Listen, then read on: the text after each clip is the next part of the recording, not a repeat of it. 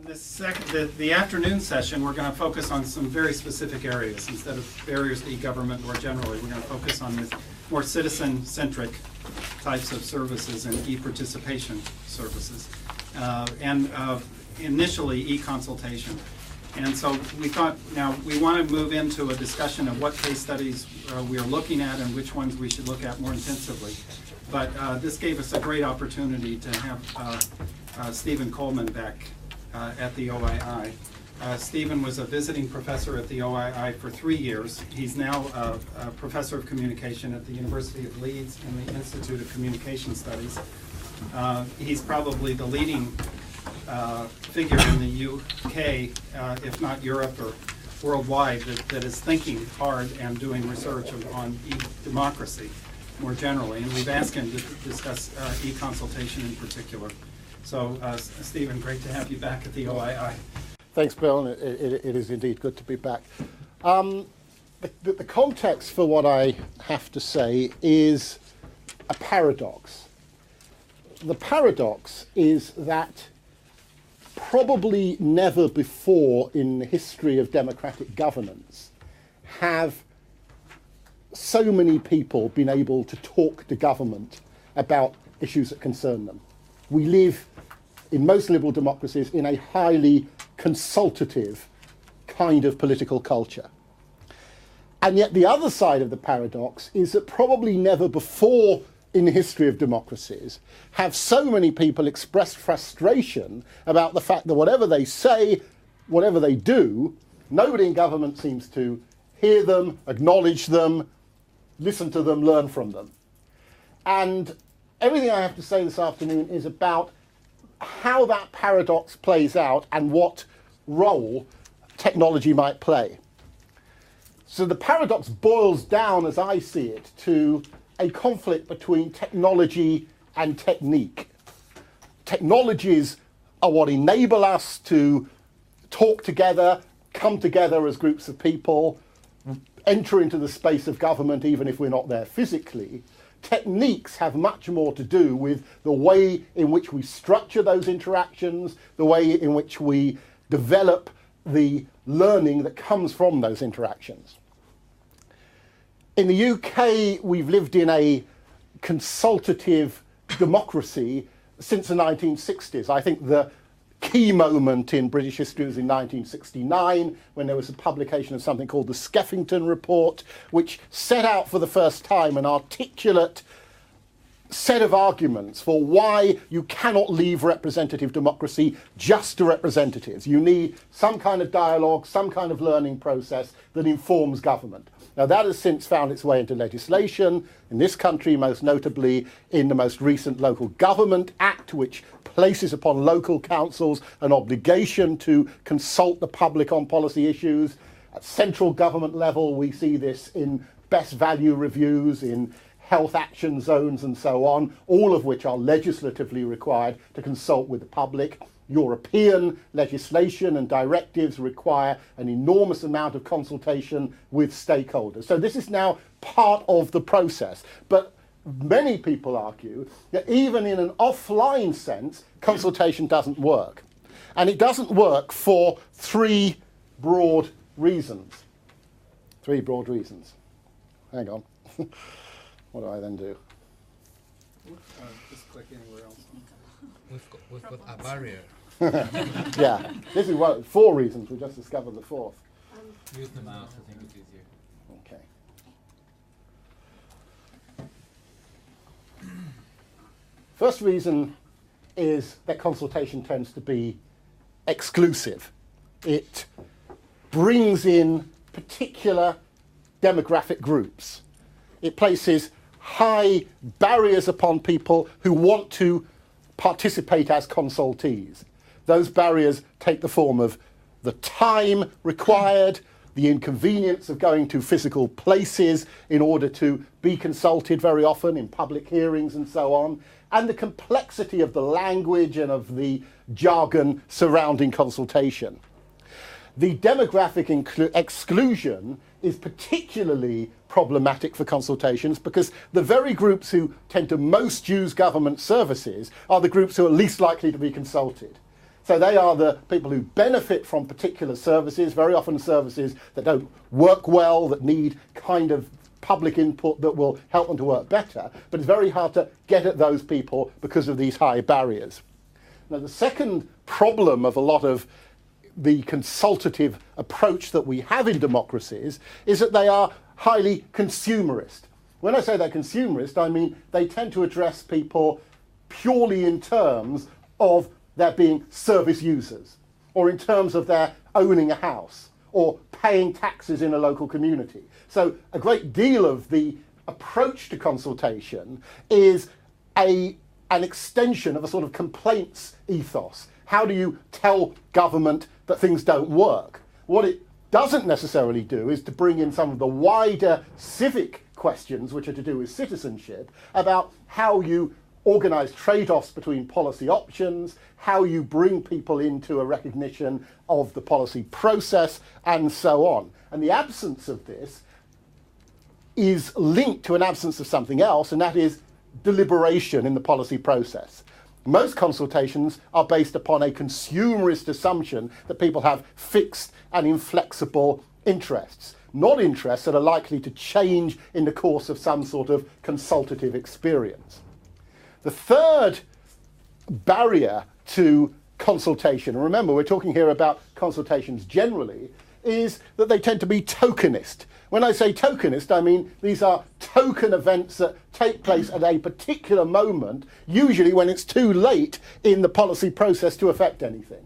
They take place in ways that don't really have a direct relationship to an outcome of a policy. So many people will say, why does the government ask us things when really it just wants to legitimise predetermined decisions? Why does the government ask us things when we don't have all of the information? Why does government ask us things when we don't really know which bits they can control themselves in the policy process and which bits are beyond their control?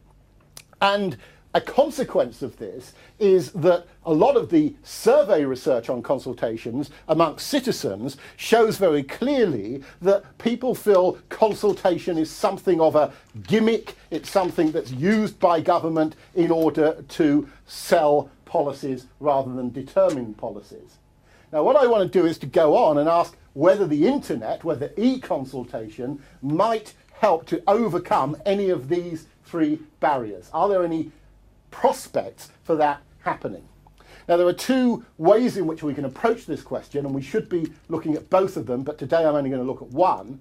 First of all, we can ask about institutional adaptation to e-consultation. That is to say, to what extent can government get itself into a position where it learns from people? How does it listen better? How does it develop techniques of understanding large inputs of public information, some of which is very complex, some of which is oversimplistic?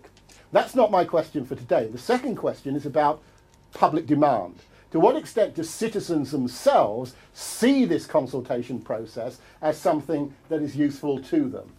Now, to answer that, I'm going to refer to yet another survey. I'm going to be referring to two surveys today. This is a 2005 National Representative Survey, over 3,000 people who are internet users across the age range and in the UK. The first thing that I want to ask of this group, and I think they're a typical group of UK internet users, is about their efficacy, their political capacity to interact with democracy and to change the world. Because you're only going to get involved in a consultation meaningfully if you think you can have some effect on the world around you. If you don't think that, then all of the technology in the world is not going to change your position.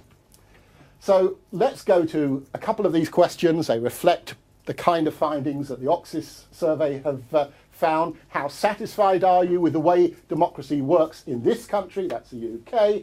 Remember, we're only looking here at internet users. Very satisfied, very few.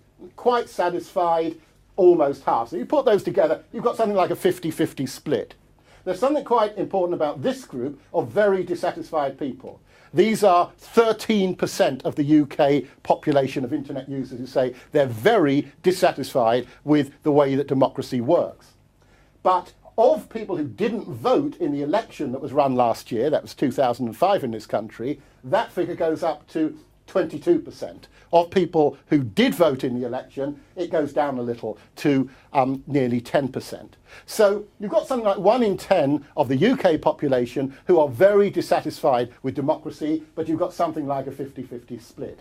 Let's go to local democracy and ask the question, my local council doesn't care what I think. Most people strongly agree with that. You've got something like 60% who either agree strongly or simply agree with that statement. So I just want to take those two as context setters for everything else I have to say. These are a lot of dissatisfaction with democracy. Half the population don't think it works well for them, and a very clear majority feeling that the local council doesn't listen to what people say. Now let's go on to our 3 barriers, and let's start with inclusion. And let's ask the basic question, have you participated in online government consultation, local or national, in the last 12 months? And what we see from that is that most people have not taken part. Very few people have any kind of experience of these things at all. 12% of the respondents to this survey, that's 12% of these internet users, said that they had participated. Would you be willing to participate in an online government consultation in the next 12 years? Well, of course, talk is cheap. This is only an intention. But nonetheless, just under 80% of these set of respondents say, yeah, I'd be willing to do this if the chance was there. So there seems to be a gap between what people have done and what they say they would be willing to do. If you're not interested in getting involved in online consultations, what is the main reason? These reasons split into 2 parts. There are those people who say it's inconvenient. Participation is too time-consuming. It's too inconvenient to participate. And there are those people who say the council isn't interested in my participation. Participation would not lead to any useful outcome. So what you have here, I think, are 2 barriers or 2 mindsets that we need to be aware of in relation to all of these questions. First of all, people who think it's inconvenient, and secondly, people who think it's futile. But what I really want to get down to with these questions is precisely who are the people who are most likely to participate in e-consultation and who are the ones who are least likely. Now, if we start to look at those who have participated, we see a really significant gender difference. Of those people who participate in online consultations, 25% of males, only 13% of females who answered this. Now, that's not particularly different from a lot of other political activities, but it tells us that there is a significant gap. Let's look at socioeconomic class. If you look at ABC1s and C2DEs, again, a huge gap. 24% of people who are in the richer, better educated group have taken part in an online consultation. 13% of those in the lower group say that they have. And my guess is that if you started to split that up and you went to just the Ds and just the Es, the figure would start to fall precipitously. What is quite interesting is when you ask that question in relation to age, you don't get hugely significant differences. Much of the work we do on e-participation is obsessed by how do you get young people involved. But I think what some of these figures tell us is it's the gender and the socioeconomic class contrasts that are the really striking ones. They seem to be the intractable ones. What we're seeing here is okay. Sorry, this one here is reflecting the last one. I'm sorry. I'm referring to this one here, age differences. What you see is there aren't any huge differences there. Let's now look at people's potential, their interest in the future in being involved in an e-consultation. And again, what we see is that 75% of those who are males say that they are interested in doing this in the future, but only 66% of females. So there's something about this process, not just the technology, maybe the consultation process, maybe the issues that are being discussed, that is having this quite striking, quite significant effect in terms of the kind of people who want to take part. Again, when you look at the class differences, they're not quite as pronounced as they are in terms of experience. Intention narrows the gap, but still there is a gap. and it's a gap that we should be interested in. If, on the other hand, you take the question that we started with, which is, are you satisfied with democracy or are you dissatisfied with democracy, then against my initial hypothesis, these figures suggest to us there's hardly any difference at all. The kind of people who are interested in participating in a consultation are not significantly different if they think democracy is working well or if they don't think it's working well. And I think that might tell us something as well, that people who think democracy doesn't work may well find that being consulted pushes them into a different kind of attitude to the process. And I'll say something more about that in a moment. Let me just go on now to the second barrier, because what I hope I've just given an impressionistic account of in relation to the first barrier is that there are demographic differences, both in terms of experience and intentions for the future, which are particularly visible in the context of gender and in the context of socioeconomic class. I now want to go on to the second question, which is about consumerism versus deliberation. To what extent can you get a kind of broad civic discussion online? Some theorists of e-democracy say because of the asynchronous nature of online discussion, you have more time, you can store up discussions, store up points of view, come back to them in your own time. There aren't physical cues, so you're not so intimidated by the discussion. Therefore, you can have a longer, more deliberative sort of discussion than you might be able to have at one night in a public meeting somewhere where you live.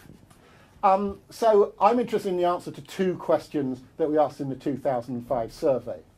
First of all, how often, if at all, should government consult people on decisions affecting government? Now, about 5% think that they should be consulted once a week. But something like a third of these people say once a month. About a quarter of them say once a year. A few of them here saying that elections are enough. So what we're finding is that even though there are people who think that the idea of consultation is quite good, the amount of time that they actually want to devote to this, the degree to which they want to engage with the process, isn't giving us a tremendous amount of hope in terms of deliberative opportunities. I mean, how much can you do on the basis of a once-a-year interaction with government? But it gets worse. Look at this next question. If there was a convenient way of being involved in local council issues, approximately how much time would you be willing to give to it? Well, again, we've got this 5% of the population who say 10 minutes a month. So they're quite happy to come online for 10 minutes a month. Presumably, you know, some of these are fast typists, so war in Iraq, yep, lower taxes to half, okay, we'll do that. But then you've got people who say an hour a month, an hour a week, and some of them even want to go on for more than an hour a week. Now, of course, what a lot of this is measuring are people's very broad perceptions, their imaginary perceptions about how they might want to use their time in the future. But it also gives us a sort of context for thinking about some of our bigger hopes for deliberation. What can you do in those kind of time periods that is really going to create this dialogue between government and citizens in a productive way? Now I want to go on to this third question, which is about the possibility of moving beyond tokenism to something useful. And I just want to look at one other set of survey results. And these are results from the parliamentary consultations. In Britain, we've had now a series of over 15 online consultations run by Parliament with the public. Now, I organised a survey for the House of Commons with all of the people who'd taken part in those consultations being given a questionnaire before they took part and a questionnaire afterwards to ask them particularly questions about political efficacy. And these were the kind of responses that this was a profile of the responses that we got. Now remember, these are not typical of the whole of the population. These are internet users who have interacted with the British Parliament on particular policy issues. There are only about 650 of them who've taken part in both of these surveys, so it's very limited. But nonetheless, it's going to tell us something. Now when you look at the pre-consultation survey, about 44% of them agreed with the statement that Parliament was out of touch with people like them. So ask that question, Again, we're getting back to that very first question we looked at, about half the population somehow have a feeling that democracy doesn't work. Somehow there's an element of dissatisfaction there. 20% of them thought that MPs were interested in listening to them, but 80% of them didn't. 80% of them at the beginning of this were taking part in the consultation on the assumption that the MPs weren't interested in what they were going to have to say. What happens after the consultations? After the consultation, 72% of this group of online consultees said that they found the consultation in which they had participated worthwhile. Now, that's not hugely surprising. You ask people after most experiences, unless it's a terrible experience, was it worthwhile? And they're going to probably say yes. So that's a general picture. But what's interesting there is that 52% of that 72% who found it worthwhile were people who said in the pre-consultation stage that Parliament was out of touch with people like them. So we start to see a bit of a movement there. 79% said that they'd learned something new from reading other messages that were posted during the consultation. 8% reported that they made new contacts with other people as a result of participating.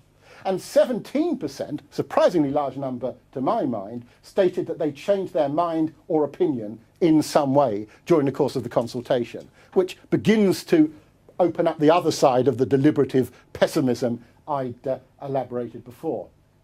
Now, if you go to the clerks, the bureaucrats who were the intermediaries in these online consultations, they were on the whole reasonably sanguine about this process. Here's one. The impact on the final document, that's a document that came out of the Parliamentary Committee inquiry, was substantial because there was an immediacy about some of the speech that was used in the examples in people's contributions, which is probably more accessible than having to dig through the large volumes of evidence.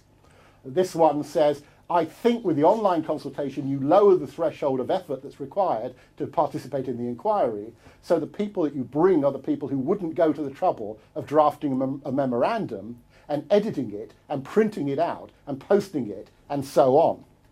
And this one says it did prove to be an avenue in which people could contribute who otherwise might not have done so. Okay, all well and good. So I want to conclude by asking, are there any kind of policy lessons from this, incredibly rushed and garbled together set of observations? Well, I want to suggest that there are 6 sorts of policy conclusions about e-consultation that we should be thinking about. The first is to address the reasons for people not wanting to be involved. And because those 2 clusters of reasons were around people believing that it was inconvenient to get involved and people believing that it was futile to get involved, you've got to take that on. And it seems to me you have to take that on not during the process, but in order to get people into the process at all. You have to confront those popular beliefs. And also you have to recognise that those popular beliefs are not necessarily misconceptions, but are quite possibly true. The second thing you want to look at is how do you attract women into this process? And it seems to me there are at least 2 kinds of issues to consider here. One of them is that almost all of the consultation processes that we have been looking at here are taking place online through the web. One of the intriguing findings from studies that have been done on participation in election time discussion is that whereas men go into the online forums, take part, state opinions, argue with one another, women are much more likely to email a friend, email a relative. So women are using email, vast overgeneralization, men are going to the web. And it may well be that moving the platform, moving the channel for some of this kind of discussion will in turn move that barrier.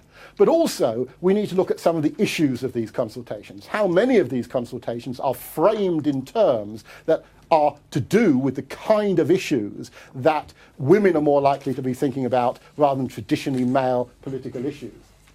Third set of issues is attracting lower socioeconomic groups. And it seems to me that there are 2 key issues to be thought about here in policy terms.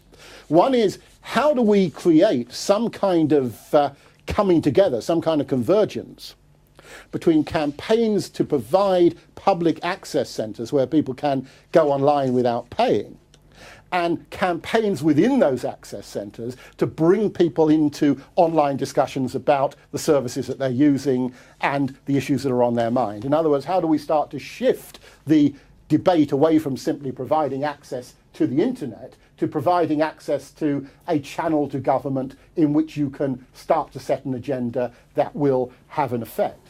And of course, the second set of questions that we thought about in policy terms is, are we talking in these online consultations about primarily middle-class issues? Are we talking about some of the key issues of unemployment, service experience, receiving services experience, social work departments and so on, which probably get overlooked in a lot of the e-consultations that are going on around Europe at the moment?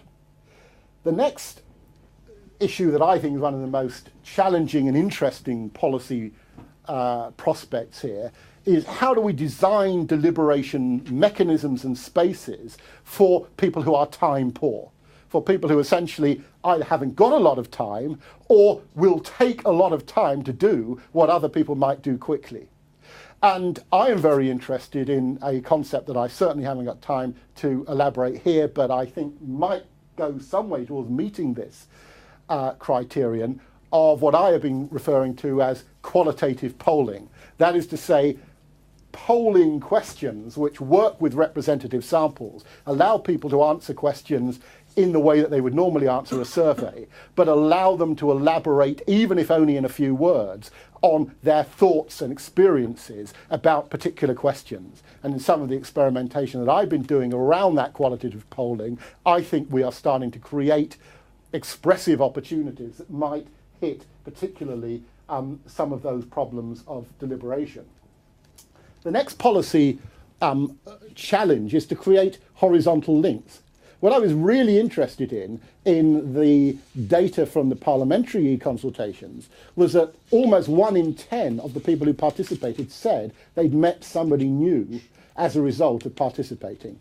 Now, I don't know how that happens. I don't know how many of them ended up in people engaging in forms of collective action. I don't know how many of them fell in love. But I think that what is interesting here is that you are not just looking at a vertical process of government and citizens. You are also looking at a process of citizens beginning to get a sense of how other citizens think about the kind of issues that concern them. And the final point, and this is the least original point in policy terms, it's one we've been making throughout the history of talking about the consultation experience, but it's one that is still as important today as it ever was, is how do we identify policy impacts? And I just want to say one thing about policy impacts. The impact of a consultation is not always in terms of people getting their own way and therefore being satisfied. There was a really interesting survey conducted by Mori last year in which people were asked whether they had taken part in any kind of consultation.